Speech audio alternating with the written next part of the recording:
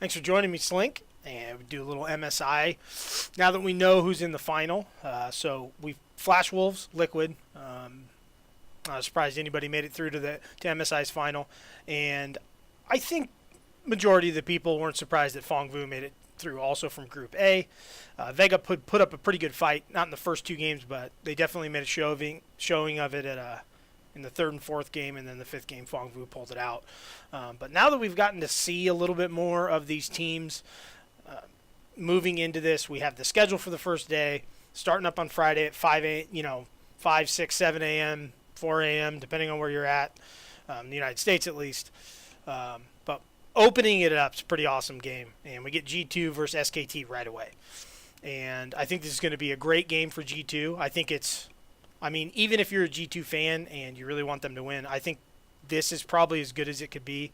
I don't know if you wanted them with Caps, having to go up against IG again right away, but I think going against SKT right away, it gives them a chance to just get the nerves out of the way, if there are any from them. But if there are, it gets the nerves right out of the way. Win or lose, I think it'll be a good game for them.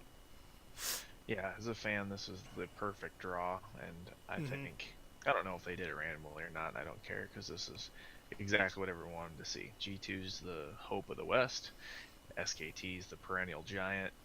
We got to find out right away. First game, Mm-hmm. no seeing what everyone else does, no seeing anyone else play. Right out the gate, is this G2 squad capable of competing with SKT, or are they just going to get ran over? And even though it's not a series, so they Sure. could get ran over, and it doesn't, it's not the end of the world, doesn't mean Nah. anything. I think it would affect people's view on this MSI if G2 can come out and at 20, 22, 25 minutes in the game, they're, even or God forbid, in the lead of this game, it's going to change everyone's view of MSI and what they expect. Because going into it right now, I think anybody watching still expects SKT IG at the end of it. Right. But if G2 can compete and raise some eyebrows, it's going to raise interest, I think, anyway. Yeah, and I agree with you 100%. And also this is a good game. I mean, SKT's playing very. I wouldn't call it differently, but they've definitely gelled together after the early LCK season. They look pretty amazing right now, and Teddy has just been on another level, pretty much the whole entire season. And I expect that to come in here. Uh, yeah, I think it's going to be a big test for Perks. I think Caps will be fine. I mean, he's ran into these guys. He's had some of his troubles against Rookie, at Worlds and stuff like that. But as far as nerves go, I don't think Caps is nervous by any stretch of the imagination. I think sometimes he'll try to play a little bit too hard or try to, get that solo kill or something like that and push instead of just laning. But, I mean, we'll see how it goes. Um, as far as top goes, I'm excited to see Khan and Wonder.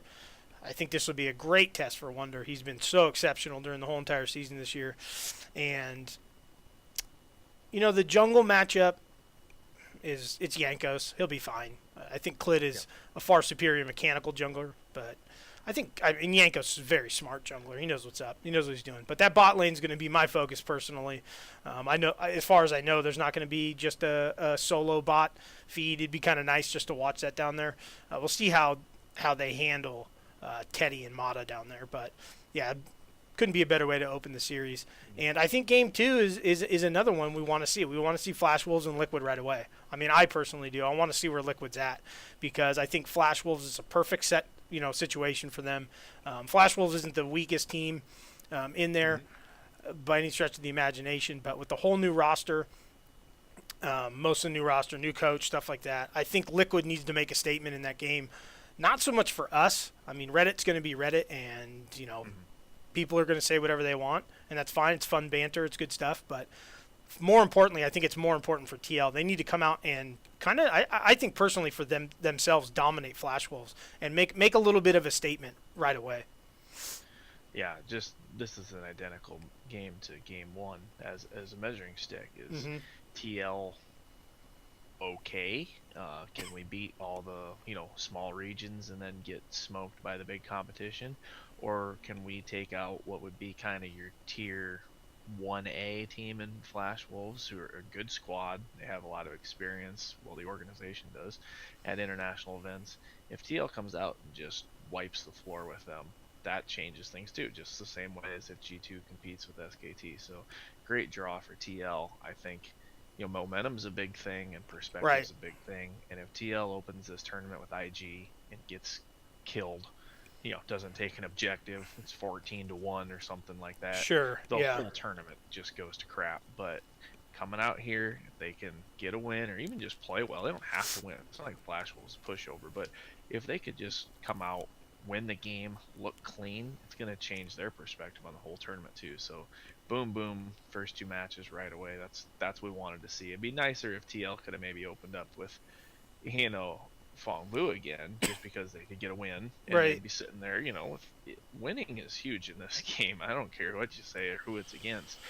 You see it in Worlds all the time. A team gets a win, whether it's over somebody great or not. They get that win and they just look better in the next match. Mm-hmm. So this is a perfect setup for TL and for Flash Wolves. On the other side, if you're talking from the Taiwan standpoint of it, heck, if they come out and whoop TL, it's the same story for them and their fans. Maybe they can come here and Right. make some noise. Right. Yeah, I think it's a big game for them, because also because they said that's who they're going to knock out of this thing to get to the next round anyway. So, I mean, it's just it's a little fun banter and stuff. I'm surprised Double Lift hasn't gone in on somebody at this point. I'm waiting for it, but and then Let him get a win. right, exactly. And I think it's a big statement because you can talk about it as much as you want if you're Double Lift about wanting to be better on the international stage and stuff like that. He hasn't had always the best teams internationally compared to the international competition, but he also hasn't had awful teams all the time. He has struggled individually internationally. So I think this will be a big game for him, and it's not against IG or SKT or even G2. There's a lot of extra incentive in those games too. So I think this is a good one for them to start. I think game 3, it's pretty much a worst case scenario for Fong Vu Buffalo. You got to go into IG right away. The only thing I think you can hope for right now is those 12-hour practice days have tired them out a little bit, but I doubt it. That's gonna be a rough game, but in the overall scheme of things, I'm really, really happy that Fong Vu got through. They're the home team. You always want to see that. It's great for the fans. It's great for the region there. The fans have been really into it. It's been awesome. So I think my only hope for that game is they just hang in there for maybe 15, 20 minutes, get a couple good plays in, and then, the Shy will probably do what the Shy does. But if they can, that'd be really nice for the region. And, maybe like you said, maybe it gives them a little bit of momentum. Like, hey, we can kind of play with these guys. Maybe we can sneak a couple out. What I'm looking for here, this is the matchup I want to watch, is personally I want to watch Big Coro on this stage because I feel like, I know this isn't Major League Baseball or the NFL, but he's got to be a free agent target for an EU or an NA team. I think he so. Looks clean, he's played well, and if he plays really good in this MSI, teams that have a spot and have the ability, and maybe, I don't know if you need the translation or you need another player from the region to entice him, but somebody in one of these two regions needs to try and get him on a team because I mean, I watched all their games and I was super impressed with what he was able to do especially on the good meta AD carries. His Kais is nasty. He's not afraid of anybody. He's so aggressive too. You bring him into an NA or an EU team that's kind of middling or just lacking that AD carry, it could be a big pickup. So I would like to think he's being quote unquote scouted. I don't know how they do things because he might be locked into a contract with Buffalo. I have no idea, but if there is a chance to get him, and I'm a fan of a NA team, I'm really hoping they're talking to this kid during this event and seeing what kind of interest he has in coming overseas because he is fun to watch and he's very talented. Yeah, and it's one of those situations too because they are one of the smaller regions. I mean, not small, population and player wise, but just coming up. But it would also I would like to see that also. But I would also be a little sad for him because that is a big time player maybe that they could keep in the region for a little bit while he develops and get a little more hype around there. But I agree with you. I think there are bigger fish to fry for Big Coro, coming up here because he has shown up. He has done what he needed to do. His mechanics look good. He might be a little over aggressive at times, but it's fun to watch. He has, you can tell he has big time confidence in himself. So that's really neat to see, and I think he has the mechanics to back it up. I agree with you. It'd be nice to see, but it'll be a good test for them game one. Especially like you said, that bot lane. It'll be a good test for Big Coro going up against the world champs down there and Jackie Love and Baolon, and it'll be interesting. It'll be an interesting game right away. And then the next game we get to kind of go over the teams here. We get SKT. Their second game comes up against Flash Wolves. I mean, if you're just looking at it from a perspective of team strength, I don't think that's going to be a very close game. But the big one is the fifth game of the day, IG into G2. I think that's huge for both of those teams. I think it's a chance for IG, even though it's not Fnatic, right? But Caps is there, and they've kind of taken on that mantle of Fnatic, I think, probably in IG's eyes. I think it's a big game for both of them. It's a chance for G2 to get a little redemption from Worlds, even though, obviously, they're not Fnatic, but they were at Worlds, and they played really well at Worlds. But Caps is on that team, and I think I think IG is going to be really, really ready for that game. Like, they're going to want to stomp them pretty hard and kind of put all those questions to rest. Yeah, and to play off of what you said earlier, this opening day is just huge for Wonder. He gets to go against Khan and the Shy. Yep. What more could you want? Like, right. So where is Wonder in the world rankings? Is he 7-8 or is he 3? We're gonna know. Yeah, we are gonna know. We're gonna know. He's gonna play 1 and 2. Mm-hmm. So that it's huge for him. He's the person I'm gonna be interested in watching in those matchups. The bot lane will be fun, obviously, to see what Perks can do against Jackie, but I don't know. I think if you're G2 and you go into these matchups, you have to draft and ban appropriately around Perks. He's the one you have to make feel comfortable, I think, anyway. Caps is flexible. Wonder's super talented. Yankos is Yankos, like you said earlier. Yeah, he'll be fine. To say about Yankos. He can do whatever he wants. He'll be fine. You have to draft Perks comfortably for him to compete. Against Teddy, against Jackie. I wouldn't even sleep the night before. Right. But that I hope that's their focus. Get him on something comfortable, go from there. And I'm not saying Perks is a bad player, obviously a great player, but I just feel like in these first 2 matchups especially, if he gets on something uncomfortable or something minorly unfamiliar, he could end up feeding the whole bot lane combined. Oh yeah, definitely hard. Mm-hmm. They're not on something. In both of those games, it could get ugly. Yeah. And I mean, to use an analogy from, even actual sports, we see guys change positions in other sports. We see it in Major League Baseball all the time. We see catchers go to first base. We see shortstops move to second or third, even to center field in situations. Mm-hmm. And it happens every time. No matter how good of an athlete they are in general, just how good of a baseball player they are in general, it takes some time to get used to. You kind of got to experience all the things that can go wrong to know what to do when they are going wrong. How to take routes, stuff like that. Some people are naturals at it, and like you said, you just said it. Perks is a great player, so it wasn't that big of a transition for him, I don't think, personally. Watching him this year, he was fine on 80 carries. He was really good on mages, clearly. But they tried some funky stuff, too, and he was really good in that stuff, but he was solid all the way around. But this is the test. Is he ready for the 2 best bot lanes in the world, period? I mean, I don't think anybody would put any bot lanes above those two bot lanes. You could argue there's some 80 carries that are up in that general area, like Uzi and Ruler and stuff. Motivated Uzi. Right. Motivated Uzi, Ruler, Deft when he's on and stuff like that. But these are the best 2 bot lanes in the world. Teddy and Mata are just on a rampage right now. Teddy specifically, but Mata too. It's not that Mata's never gotten enough credit. But he doesn't get enough credit for how well Teddy's playing individually also.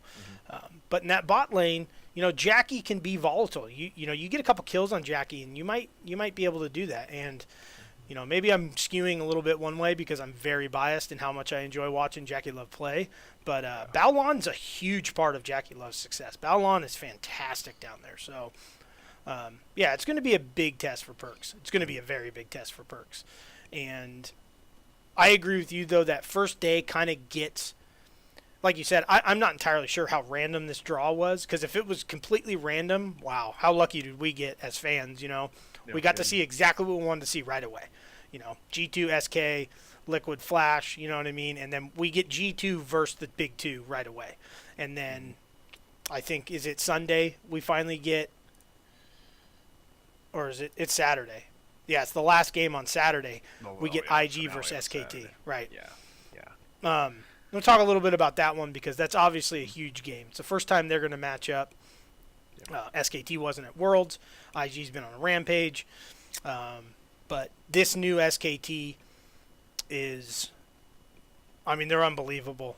They look like they look like, those wonder teams of, old SKT a little bit. I don't want to call old because they're only a couple years old, and they've never really fallen off for more than a year or so. But they look really in tune right now. And I think for the first time in a long time, Faker has some actual hard carries around him in Clid and specifically Teddy. Yeah, I think the real interesting part about that game is if you could take two teams, even in the world, and put them head to head, I think everywhere you'd find advantages. In this matchup, I don't think you do. I don't think you can line them up 5v5, go across the board, and collectively say, "Oh yeah, I'll take this Shy over Khan all day." No, you don't know who you're going to take, and you go all the way down the line. So what's it come down to? It comes down to the draft and coaching. Yep. That's what's going to make the difference. An individual mechanical play, obviously, but they're all 10 so skilled mechanically that if anyone gets outplayed, it's because they just made a little mistake. It's not because one's better than the other. They're all probably equally mechanically skilled. It's which coaching staff and which shot caller puts them in the best position to win, puts together the best team for the current meta. That pick ban phase is just going to be every single move, every single ban, every single selection. You could take 25 minutes to sit and talk about all the way down the line because they all mean something very big when you're talking about lanes that, as fans, we have to admit they're even up. There's not huge advantages across the board anywhere, if any advantages. There's advantages, but not massive ones. No. I think the Shy definitely has a slight advantage over Khan, but it depends what Khan's on.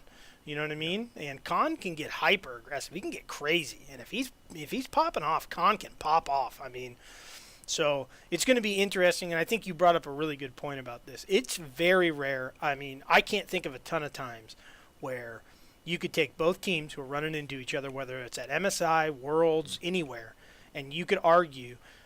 I don't even think it's an argument. Every player on their starting five is a top 3 player in their position in the world. I mean, maybe there's moments where Jackie might not be the top 380 carry occasionally when he can get on bad runs. I think there's situations during the season this year where Khan has been all right, and it's really been Faker kind of running up there all the time to protect him because he gets so aggro sometimes. But even so, right now, I think you could definitely say it's pretty rare that we get. I mean, those are the 2 best mid laners in the world. Period. That's the best top laner in the world. There's probably a top 3 top laner in Khan. 2 of the best junglers in the world. I mean, it's unbelievable. And the 280 carries. I mean, Teddy is clearly the best 80 carry in the world right now. The way he's playing. Jackie Love has obviously been there. And then you have Mata and Baolan. They're definitely top 3 supports in the world. Their coaching staffs are unbelievable. I mean, it's just a dream matchup. It's one of those things where the stars align for the fans, and we're getting to see tip-top players go head-to-head. And it's going to be – I can't wait for it. I do think this is going to come down to Clid and Ning, though, big time. I think it's going to come down to Clid and Ning, which one of them has a better early game because, like you said, the lanes are going to be pretty even, I think, for the most part. I don't think anybody has a huge advantage in any of those lanes. I think the biggest advantage you're looking at is probably the Shy into Khan, and that's not that huge of an advantage, but Shy's so good, and he's so versatile right now. That's a tough matchup for Khan, but Clid and Ning, I think it's going to come down to them. How good's their objective control? Who's getting early ganks off? Is Lee Sin going to be banned? I think that's a huge ban that a lot of teams let through, even against someone like Clid. What junglers are they going to be forced onto? And I think the mid lane matchup, we're going to get a standard mid lane matchup. Top lane. Bot lane, I don't think you're going to see any mages down there, anything too crazy. They're going to want to stay solid. But the jungle matchup, I think they're going to focus both teams are going to focus a lot of their bans on that jungle matchup. Yeah, the jungle, and you know from playing it so much more than I, that the jungle meta right now is really tricky because even you're seeing even in a lot of these matchups, the meta junglers aren't being banned. Like we Mm-hmm. know how powerful Rek'Sai is right now, early, mid, late, lockdown, tankiness, damage, everything.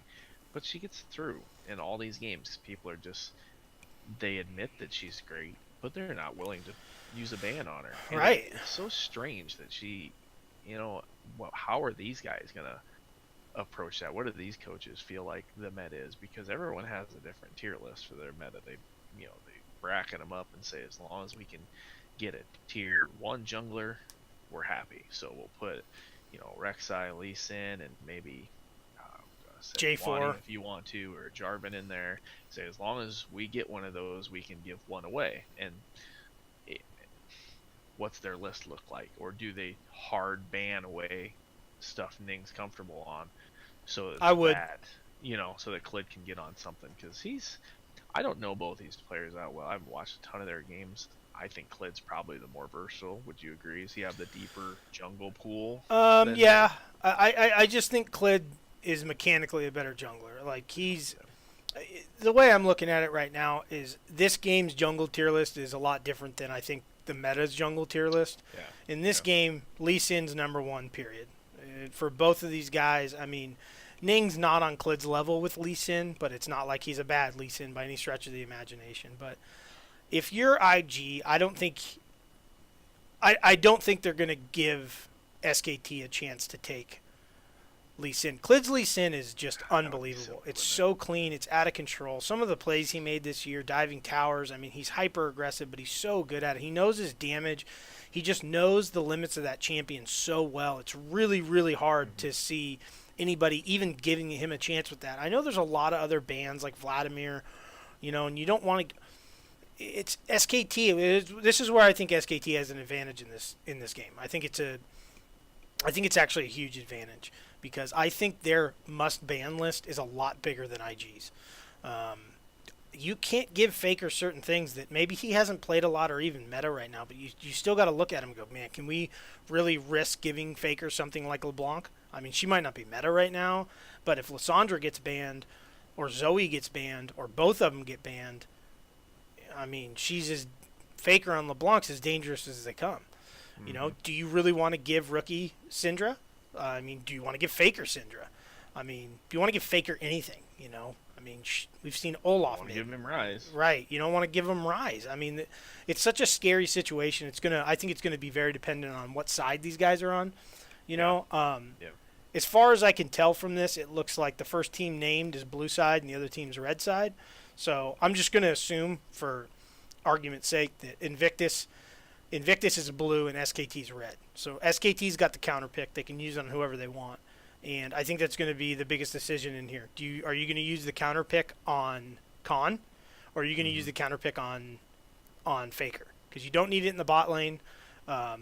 Both bot lanes are pretty versatile. I don't think they're going to ban anything like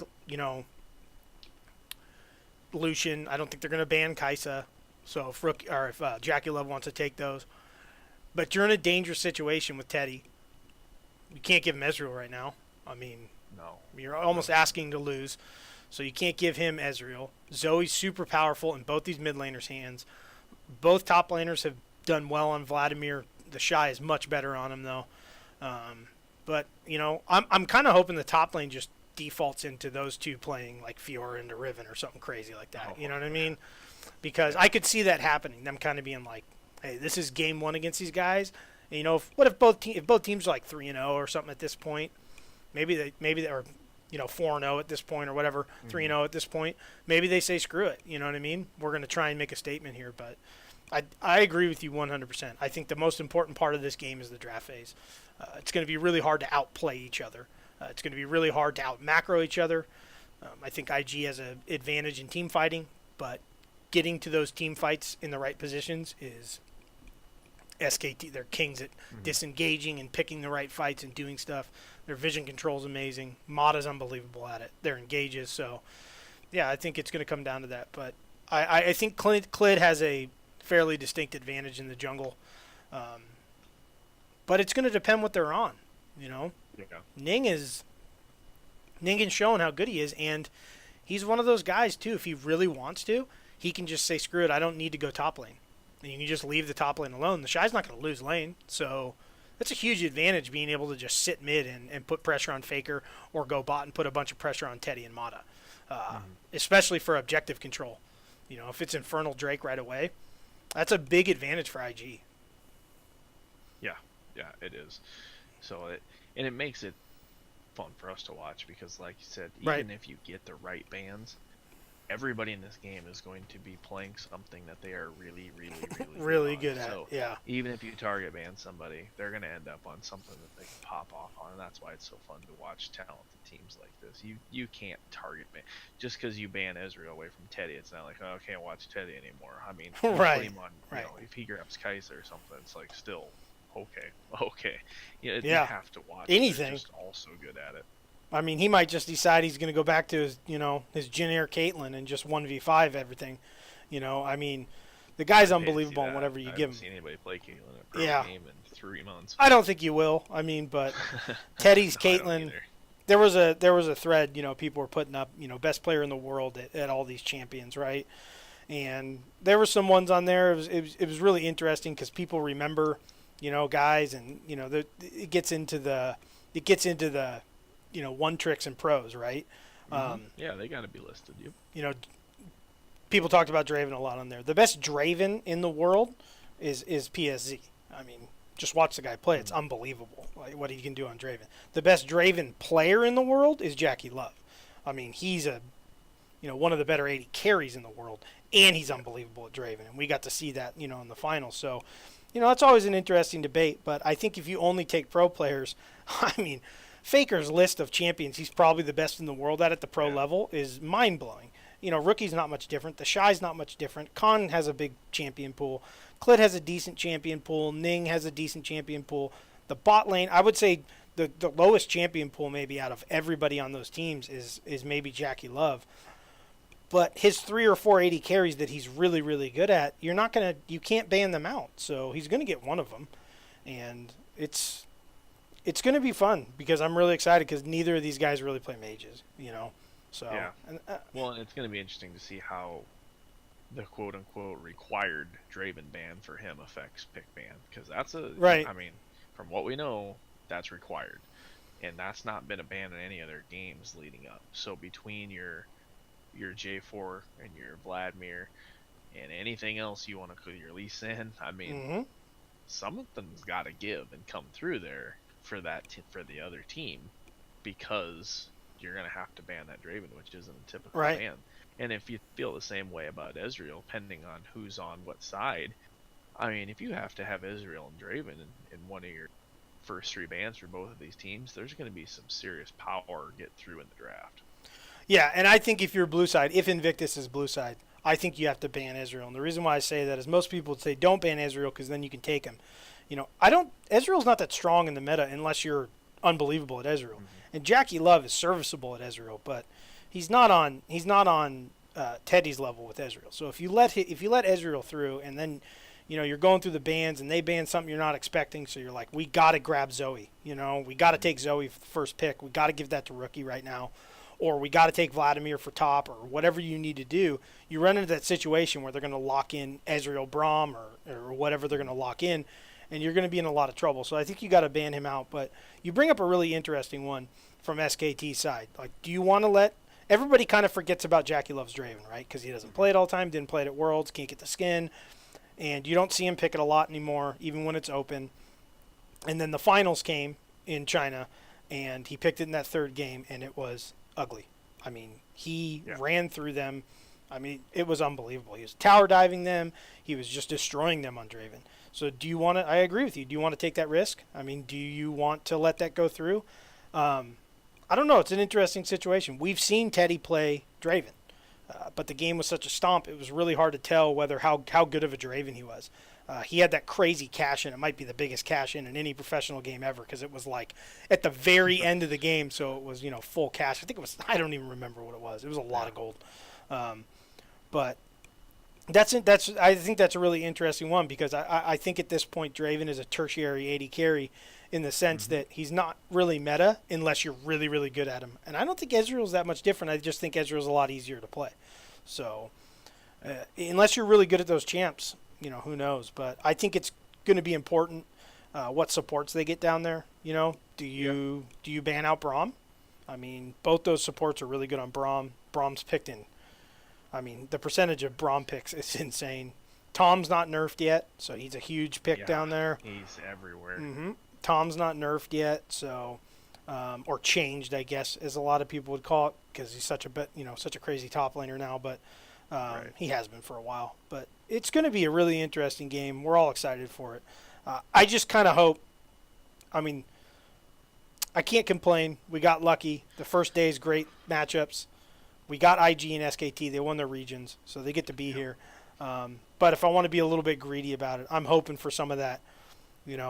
I'm hoping Teddy picks Ezreal and Invictus just says, you know what, fine, deal with Draven then. You know what I mean? Mhm. I hope Oh, yeah. top lane gets. I hope Khan and the Shy start lipping off to each other at some point, and they just go, you know what, I'll pick Fiora if you pick Riven. Okay, let's brawl up here, and we'll see how it goes. But that's definitely in the first round of games. That's about as interesting as it gets right there. Yeah. Yep. And to lead off that day, we get G2 versus Liquid. That's NAEU. There's obviously going to be a ton of good banter about it. Reddit usually gets pretty going about it. I think it's for the most part, good wholesome fun. It's we've talked about it before. They're just for the most part they're just talking a little shit. It's fine. Yeah. There's no reason to get too upset about it. They're just having a good time. But it will be interesting because I think there's a lot of pressure on Double Lift specifically to not lose to an ex mid laner playing AD carry at this point. So we'll see how he handles that because I think that's a tough pressure to get rid of on the team. But G2 looks a little bit stronger in Team Liquid for me. Yeah, good draw for TL though. If you notice, if you were to rank the teams other than TL, they basically play back to front. They get to play 4, 5, 3, and then 1, 2. So yeah, that's kind of a nice setup for them. Right. I mean, GT obviously going to be the 3 between IG and SKT. So I mean, they get to work their way up the ladder, and they don't see anybody scary until the end of day 2. That's pretty handy. I would take that. I would take that draw on TL. I mean, hell, if they play that G2 game right and play their cards right, they could be first place in the group come in day 2. Yeah. They could easily be 3-1. I don't think that's that ridiculous to envision. No, I think there's a good chance to come out of day 1 2-0. They're a good team. It's not like G2 can just look past them and say whatever. I still think G2 is going to beat them, but Liquid sneaks one out of there. You're right. They might come out of the first round 3-1. There's a decent, or the first couple days 3-1. There's a decent chance of that. So, yeah, I think that's very interesting. It's a great draw for Team Liquid. Team Liquid's going to go as far as, I think they're solid everywhere. I think their weakest link is going to be Impact. This is a rough tournament if you're a top laner. Yeah. And I don't think Impact this meta. I don't think he's been on a super elite level the last even couple years. But I don't think this meta helps him a lot. He's not great on the mages. We saw him on Vladimir. We've seen him on other mages up there. I think that's a huge detriment to Team Liquid's versatility coming into this. But I mean, you're definitely going against, the best top laner in the world, and you're definitely going against 2 of the top 5 top laners in the world, if not 2 and 3. Like you said with Wonder, I think Wonder's got a great opportunity to show how good he is, and if he has a decent first day, you come into that second day and it's just, I mean, that's your next 3 games are against your next 3 games are against the best 3 top laners in the world. So I wish you luck, Impact, but you better buckle up, buddy, because it's going to be a long, long weekend for you. Especially Saturday, Sunday, and Monday. It's going to be rough, buddy. But hopefully he comes through it unscathed. Uh, but speaking of pro play, something we talked about a little bit earlier. Um, there was a thread on there. It was an interview with Jackie Love, and it was talking about how they practice 12 hours a day. Mm. Mm. I wasn't really surprised about this. I don't think a lot of people were totally surprised about it. It's you have to look at it. The sport, as you want to, if you want to call it that, the esports are still fairly early, so it's really hard to say you shouldn't be doing that. You're going to burn your guys out. Guys don't really, the teams, organizations don't really know, but the players have to do so much extra work because it's an ever-changing game, which has been brought up by plenty of pro players, plenty of people, plenty of analysts. It changes so much.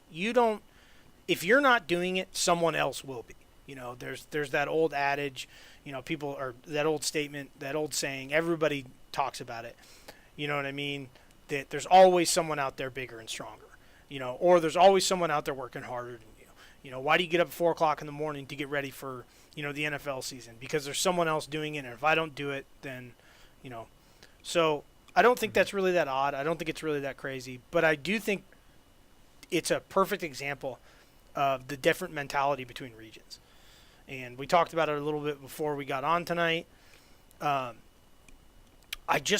East in general, Korea, China, any of the teams in the East seem to take it a little more seriously in the sense that it's their job and they really, really, really want to win, and they're going to work as hard as they possibly have time for. They'll push themselves to the limits to see if to try and hold on to these titles or win these titles. And we've also seen in both of those regions a lot more injuries, wrist problems, hand problems, stuff like that. But as someone, we talked about, do you see it that way? Do you think it's a sustainable thing? Is it a situation where you have to do it right now because the analysts and the coaches aren't good enough to really get you prepared for these things, so you kind of have to do it on your own?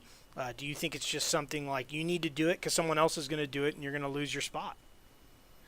I think the problem is the people that are critical of it don't live in that part of the world, and they don't live in that culture. Mm-hmm. Over there, this is so much bigger than it is for us over here. Right. Like, people don't really understand that, but they don't have the NFL. They don't have the NBA. Mm-hmm. They have some mixed martial arts. A few of these countries do like their soccer, but it's not huge. They love baseball, but yeah, baseball's big, it, especially in Korea. but big deal. There is room for this to be considered an elite level sport, where in America and EU for the most part, not so much there, but more here, this is still a kid's game. A bunch of nerds with nothing better to do, that aren't social, that aren't good at anything else, and so they have to play video games. And for people over here to see people over there playing for 12 hours a day to get better, they think that's ridiculous. Like, what are you doing? Right. We can't do that. We can't waste our life doing that. But like you said, that's their job, because that's acceptable over there. That is something you can make a living at. You can make a living at it here, but it's still a, bottom tier sport, if you will, amongst other things. And if people don't account for that. Now, is 12 hours excessive? I mean, that's up to the players. Right. I say that because how many champions are in this game now? 160, 150, something. Yeah, I mean, something like that. You can run the algorithm yourself. You could play every matchup.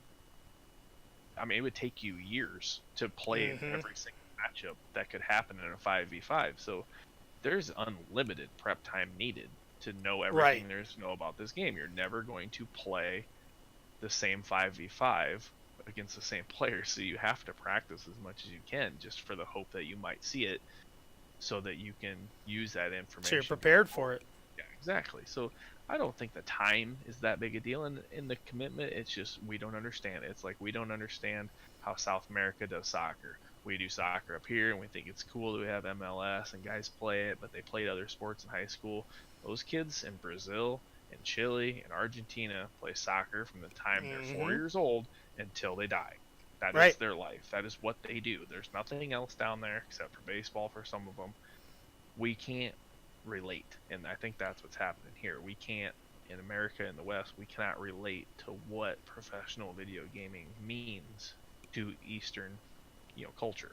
Right. I think that's a great point. I mean, I, you couldn't have said it better. I think that's a great point. Culturally, it's always going to be an issue with that stuff, and I don't think that's going to change anytime soon.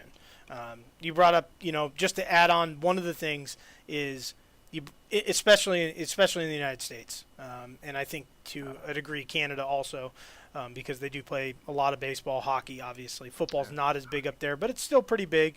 But you know, I wouldn't bat an eye. I wouldn't bat an eye if someone told me during the off season a baseball player was working out in the morning, going and hitting, working out again, then doing drills, fielding drills, and it took him 10, 12 hours a day to do it.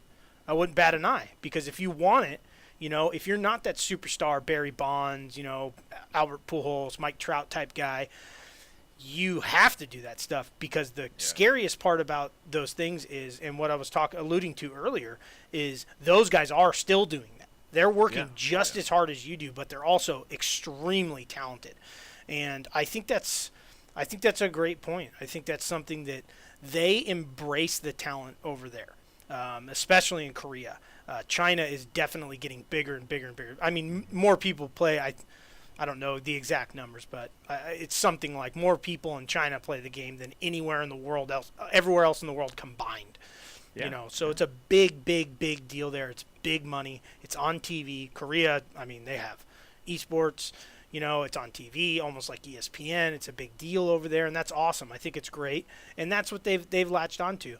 You brought up Korea too. Their only other really, I would say, major sport. They do play soccer there, as far as I know, but baseball's big there. Baseball's big there. It's a big time thing. But if you're looking at hours and time and days straight playing, baseball's the worst sport to look at. Those players play a game every day. I mean, they play every day, 140. I think they play 140 in Korea. They might play a little bit more. I might be wrong about that, but it's 140 games in about 155, 160 days. So they don't have time off either. And then they don't stop. They go play, a lot of guys will go play winter ball down in, Mexico or Puerto Rico or places like that. But they have to, because they're in the same situation. There's some kid down in the Dominican Republic right now where his whole entire life is baseball. That's all he thinks about. That's all he does. He's on the field for 12 to 15 hours a day, from sun up to sundown. If you don't, he's going to come take your job someday, because that's all he does, and that's what he wants to do. So, I don't know. I think I agree 100%.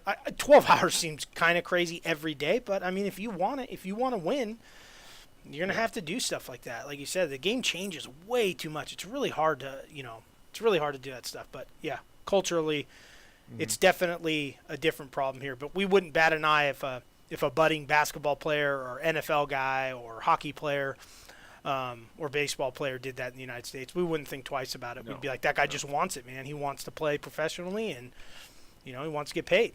And good for him. So, yeah, I agree with you, and I think that's why NA, no matter what, unless we get a couple imports or something crazy happens where we get a couple prodigies here, they're never going to foster that environment for those guys, and we're just never going to be big time on the world stage because of it. And there's always going to be someone there to take that job. We don't have the blueprint, I think, is the last point I want to make about it. That's why I separated EU from us, because of what you've told me, and I don't know the history of it, but EU, as far as gaming, when World of Warcraft Arena first was a big deal, EU was the bee's knees, right? Like, well, NA won a couple of them, but yeah, NA for the most part, EU's been... And then you couldn't touch them. No. And Counter-Strike, same way, am I right? Counter-Strike's always been like that, yeah. EU's always been dominant, the Swedes, the Danes, the Norwegians... Specifically, those three countries, and in Russia, everything, just Europe in general. I mean, they've just been so much better. They have. I totally agree. Of teams that have won world championships in video games, and I can't say that they've asked, but to ask the best Counter-Strike team that ever played, say, well, how much did you guys practice? Maybe they said 12 hours a day. Oh I don't yeah, know. Maybe they said easily. 10 to 12 hours a day. So then it makes sense. But over here, since we've never won anything on a national stage when it comes to video games, for us to think of practicing that much is just like, oh wow, geez, that's Yeah, ridiculous. I We mean need you to can cut count that down. our You know? giant victories on one hand. You know, I mean, Mm-hmm. uh, Dota 2, we got an international. Um, we have a couple majors, but I mean, really, the only big time recent major, C9 won, I think it was Boston in Counter Strike. But even so, even if you go back and look through all of them, we don't have a ton of them. Back in the old No. Counter Strike days, we had a couple really good teams like Method. We had 3D, Yep. 3D Gaming. Weekend Warriors was on a run for a long time, but they weren't dominating like SK. SK was unbelievable. Yeah. Yeah. They weren't dominating like Fnatic has recently or Astralis. I agree with you. Those guys are practicing 10, 12 hours a day. That's all they do is play Counter-Strike, man. They want to win. And also, too, Counter-Strike's a great example, especially European Counter-Strike, but Counter-Strike in general is a great example because we are starting to get into that region where there are some players who are getting up into their 30s or getting close to their Yeah. 30s. There's not a ton of them. Definitely they're not all over the place. But there are guys who've been playing for a long time, and they've been practicing like this. I don't know if your APM is as hardcore as it is in something like StarCraft or it's not like StarCraft obviously, but or League or something or Dota or anything like that. It's probably a little bit slower pace for your hands, I guess, a little bit, but. Mm-hmm. That's another thing too. A lot of these European teams you watch. I mean, not every guy, but a lot of these guys are pro video game players, but they're in really good shape. They take care of themselves. They eat right. They work out. They're not just sitting around all day. They're working at it. But yeah, I don't think there's. I think that's where you would, if you're a Western player, and you want to know how hard you have to work and how you have to get after it. I don't think any of the league teams are really good to look at, but go look at some of the European Counter-Strike teams. Go look at the time they're putting in, the work. They play majors almost every month. There's E-League going on, which is on TNT all the time, but these guys play a ton. They're in multiple leagues. They don't stop, and they can, the really good teams are consistent with their results. So it's definitely feasible, but you're going to have to put a lot more time and effort into it. Especially in NA, we just, and like you said, that's a great point. It might be a cultural thing. It might be a huge problem. Like it might not be something we can overcome. No matter what we do, no matter how esports arenas we build, no matter how big of a deal it gets. It's just it might not change. The only place I think you see it where guys are really, really at it every weekend, grinding all the time, even in NA, is the FGC. Yeah. That's it. They're maybe there's something about that mentality because of the guys who came up before them. But if you look at someone like, if you're in the FGC and you're coming up and you want to be the best, you got to look at guys like Justin Wong. And Justin Wong was at it every day, all day, grinding, and he was super talented. I mean, the guy Marvel 2, his run in Marvel 2 is one of the greatest runs in esports history and may never be even challenged, Right. in another fighting game. So, yeah, it's very interesting, but NA's never going to change until we change, I think, culturally. We've seen it in multiple things. You just can't keep up with Korea when you're doing stuff like that. Or EU and Counter-Strike. I mean, we're looking at it now. Again, I need to probably watch more Counter-Strike. I try to watch as much as I can. But God, they play so many games going on. Yeah. It's mind-blowing. But in general, bringing us back a little bit to the beginning of that topic is something we've talked about before too. I've always thought this. I've always thought a big problem with our development of young players, which is awful in this country. In the United States, it's terrible. We don't do much. The organizations don't do much to bring up new talent, find new talent. They just, they kind of do that stuff. But our solo queue is so bad. Every day there's just threads about this guy's inting, this guy's trolling, and it's all challenger stuff because they're the only players people actually care about. Right. But I got to think as a young player, who might be getting into Challenger, 17, 18 years old, 16 years old. I mean, if that is as bad up there as it seems to be occasionally, I mean, that can't be a great environment for someone to get the motivation to go, man, I want to be a pro player. But I got to get through this. It's really hard, especially with, how hardcore we go in on it. Do you feel it's the same way? Yeah, I do, and I think the problem is that the burden probably falls on Riot, and they're not going to do anything about it because they don't shit. No, they don't But care. from their standpoint, there needs to be more of a motivation to play ranked fives as opposed to solo queue. Mm-hmm. The solo queue challenger and whatever it is, grandmaster, I don't know what the hell they changed it to Master, now. grandmaster, challenger, yeah. That challenger pool, that shouldn't be somewhere where you play a ton of games. Like, you should get there, prove you can stay there, and you should be put on a team, or at least given the Do option, something. or be motivated to join a 5-man squad. It's a good point. With people that you can play with and talk to, and take the toxicity out of the game. If you make, or it's not even make, it's incentivize these challenger players to stop solo queuing challenger and queuing up 5-man ranked in challenger level. That's better for the game anyway, because all of these pro teams can see you play in an organized team situation, as opposed to, that guy's a really good one trick in challenger, I wonder if he can play for us. You can see him in a pick ban, you can see him play in a 5-man team and see just how good they are, if they're a one trick that just happened to abuse a broken champion all the way up to challenger, if they're actually really good. But these guys just sit and they stream in challenger, and they get a bunch of people to watch them because their stream says challenger, and they don't get any better at the game, they just maintain challenger. That should just be somewhere you get to, and then you're removed from, to make more room for people that maybe can and maybe can't get to challenger. But there's no incentive. There's no incentive from Riot or from anyone else for those guys to stop playing challenger solo queue and play ranked fives against other organized 5-man squads. Or sign with a team. Yeah, to sign with a team and see what League of Legends is supposed to be like. This is supposed to be an organized 5v5 communication-based game, and the most popular thing in our country is 1v1 times 5 not talking to each other except hanging in toxic chat. That's just yelling stupid. at each other, absolutely dumb, arguing. Yeah, and that's a fascinating way to look at it, because I think we can look at it. We can say there are some super talents here in the West, but TF Blade's a great example, right? I mean, the guy's consistently top 10 in Challenger, goes to EU, he's right up the ladder, no problem. Guy's obviously talented enough to play at a higher level. I know he has a smallish champion pool, but when you're that talented, even if it's with 1 or 2 champions or 3 champions or 4, you could learn how to play professionally. But how does someone like Liquid get him to play professionally? You know what I mean? Or another team. How do they get? They don't have the money to do it, And that's because, Riot's making a ton of money, but the teams aren't making a ton of money. You know what I mean? Like, I think you bring up a great point. Like, if they want to actually grow the league, which I don't actually think they do in the United States. I don't think they care. The status quo is making them money. They don't care.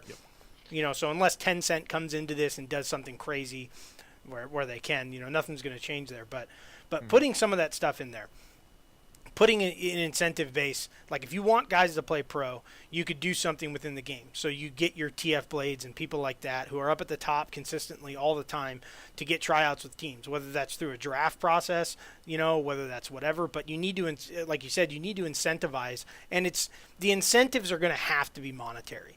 But I don't think you need to incentivize the individual player if you want teams to be able to pay the individual player. Incentivize the teams. Incentivize the teams, give them, reasons, give them income, give them, profit sharing from their streams, and they get that kind of stuff already anyways, but somehow through the game to get them to have enough money to pay these players salaries, to get them to be like, hey, you can still stream for us, but we want you to play professionally on the weekends. You know what I mean? It's not like you're playing, come on, you're playing 2 games a week. You're playing 2 games a week in the United States, and you can't figure out a way to allow these guys to make money streaming and all that stuff, outside of those things.